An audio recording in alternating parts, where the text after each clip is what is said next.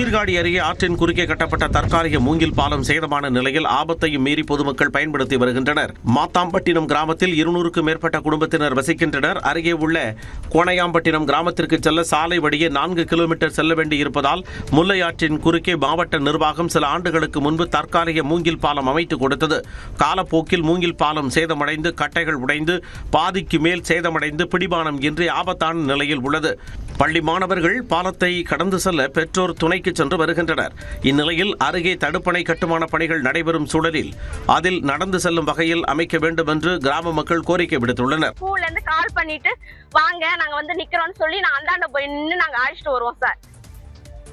அங்க இருந்தா பசங்களை ஏத்தி அங்க இருந்து ஏத்த ஒரு ஆள் வேணும், அது மாதிரி இங்க இறக்க ஒரு ஆள் வேணும். குடிச்சுதான் சாருங்க இந்த பாலத்துல வர முடியும். இதனிடையே சேதமான மூங்கில் பாலத்தை அகற்றி புதிதாக தற்காலிக பாலம் அமைக்க நடவடிக்கை எடுக்கப்படும் என்று சீர்காழி வட்டார வளர்ச்சி அலுவலர் தெரிவித்துள்ளார்.